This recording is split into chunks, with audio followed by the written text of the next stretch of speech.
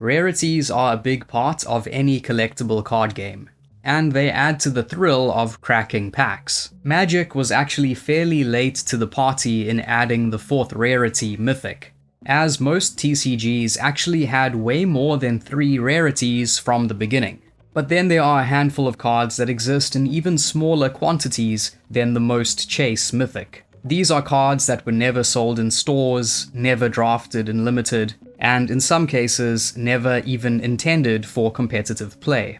They are the focus of this video, the rarest cards in all of Magic. Some were gifts marking personal milestones in Richard Garfield's life, others were promotions tied to specific events, and a select few are one-of-a-kind holy grails. We'll kick things off with the Judge foil version of Intuition. Intuition was initially released in the set Tempest, which was before foils were a thing. So the only shiny copies come from a special Judge promo release in 2003. While it's not known exactly how many of these Intuitions exist, supply is minuscule, limited strictly to judges who worked sanctioned events.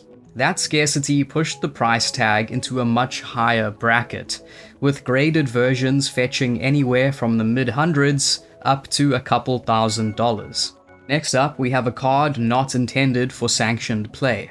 When Richard Garfield's second child was born in 1999, he marked the event by creating this card, Fraternal Exaltation. Around 220 copies of it were produced, handed out only to family members and Wizards staff. What makes this one especially distinctive is that the art was done by Garfield's sister, adding a layer of familial connection to an already intimate collectible. For these reasons, Fraternal Exaltation remains staggeringly valuable. A graded copy sold in 2023 for nearly $24,000. Splendid Genesis is very similar to Fraternal Exaltation. This one was created by Richard Garfield to commemorate the birth of his first child, back in 1997. Only 110 copies were printed, likewise distributed privately to close family, friends, and select Wizards employees. Despite being unusable in tournaments, Splendid Genesis has commanded staggering prices when it does appear. A graded copy sold in 2022 for $72,000, proving that even without power on the battlefield, a personal origin story and extreme scarcity can elevate a card into the same financial echelon as the Power 9. In 2015, Richard Garfield married Connie Kim, and to mark the occasion he designed yet another card, Phoenix Heart. Like his earlier life event promos, the card wasn't released in sets or tournaments. Instead, it was privately printed and slipped into the wedding invitations themselves. The exact print run is unknown, but based on Garfield's other celebration cards, collectors estimate only a few hundred copies exist. Despite having no gameplay effect whatsoever, the card's rarity and sentimental value have made it a grail piece. Some copies have surfaced at auction, with sales ranging from the mid-teens to nearly $30,000. Adding to its uniqueness is the flavor text, drawn from the poetry of Rumi, and the artwork by Drew Tucker. A copy graded CGC 8 sold for $27,500 in 2023, the first known time one hit a public auction. As if the Final Fantasy set needed any more hype, Wizards included within it a series of golden traveling chocobos, 77 to be exact. That extreme scarcity, combined with crossover appeal to Final Fantasy fans, makes it one of the most valuable chase cards of the Universes Beyond era. In June, one of them sold at auction for $40,000. But even rarer than the golden chocobo is this retro frame version of Crop Rotation. It was given to the top 32 finishers of the 2024 Legacy Championship. Those in the top 8 received a foil version. In Legacy, this humble one-mana instant has a reputation for devastation. It can dig up Thespian's stage and dark depths, assembling Morat Lage in the blink of an eye. That same year, the Vintage Championship also handed out an alt card to its top 32 players. This time around, it was Tinker, a powerhouse card banned in Legacy and Commander that's emblematic of the vintage format. Now we have yet another personal card made by Richard Garfield, his very first one, in fact. The story behind Proposal is legendary.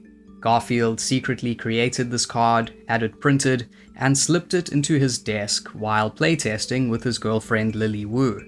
On the fourth game, he finally drew and played it, his unique way of asking her to marry him. She said yes, of course, and the card became a piece of Magic folklore. Only 9 copies were ever produced. Garfield kept the original, while the others went to close family members and to those who helped with its design, including artist Quinton Hoover and production manager Dave Howell. One of Hoover's copies was stolen years later while traveling in Japan, never to be recovered. On the rare occasions a copy surfaces, it carries an enormous price tag. One was listed in Paris in 2017 for $50,000, though its final sale status remains unclear. Just beating Proposal in terms of rarity, however, is this retro frame Dragon's Rage Channeler, which was given to the top 8 players in the Legacy Championship 2023. While I don't know how much anyone has ever paid for one, I have seen copies being advertised online for close to $6,000. That year's Vintage Championship also handed out alt cards to its top 8 finishers. This time it was a retro frame Mental Misstep, another card that sees a lot of play in that format. It's a testament to this card's brokenness that it was printed as an uncommon in a standard legal set, but has gone on to become a poster child for Vintage.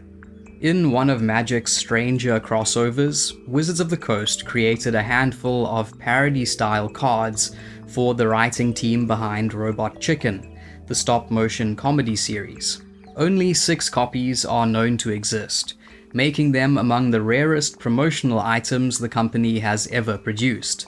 These weren't designed for tournament play or wide distribution. They were simply a light-hearted thank you to the show's writers for participating in a Pro Tour event. Back in 2022, Wizards printed just 4 copies of this version of Dark Ritual, one of which was awarded to the winner of the Secret Lair Showdown Championship.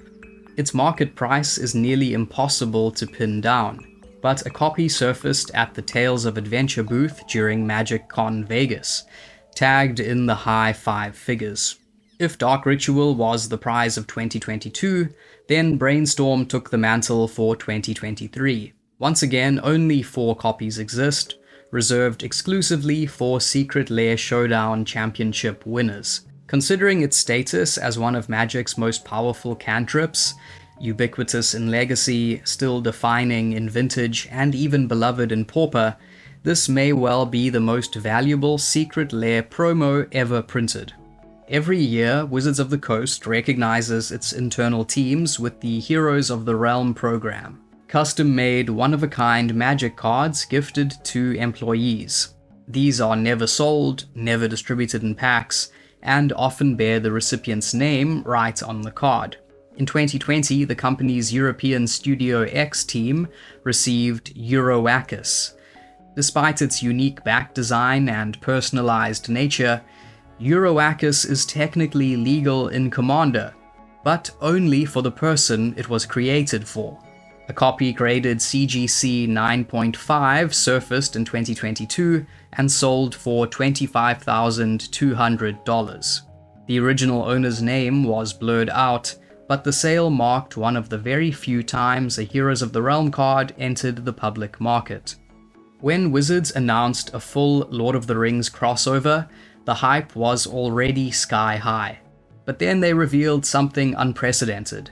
A single serialized copy of the One Ring, printed with Elvish inscription, gold trim, and a unique 001 out of 001 stamp. Only one in the world would ever exist, and it could only be pulled from English collector boosters. The chase became a global phenomenon. Stores, collectors, and celebrities offered hundreds of thousands of dollars for the card before it was even found.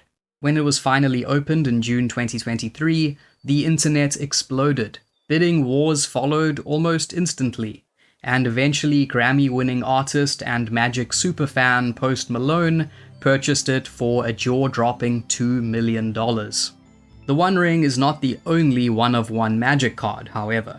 Another is Shichifukujin Dragon. Back in 1996, as Magic began expanding into the Asian market, Wizards decided to commemorate the opening of the DCI Tournament Center in Tokyo with this card. The name refers to the 7 gods of fortune from Japanese mythology.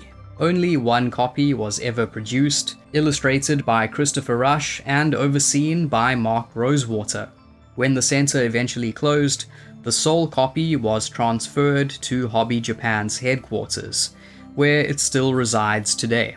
Finally, we have 1996 World Champion, another Magic card appearing in just a single copy. It was presented to Tom Chan Feng after his victory at the 1996 World Championship, where he defeated Mark Justice with a deck weakened by last-minute substitutions and rulings. What makes this card truly untouchable is the ceremony that followed. Every extra copy, along with the printing plates, was destroyed to guarantee that no duplicates would ever surface. The single surviving copy was encased in a commemorative trophy and awarded to Chan Feng. In the early 2000s, Chan Feng sold the card to a private collector for $17,500. Since then, it hasn't reappeared on the market, adding to its aura of mystery. Until next time, thanks for watching. If you enjoyed this video, please like, subscribe, and consider joining my Patreon. And let me know of any other super rare cards that I didn't include here.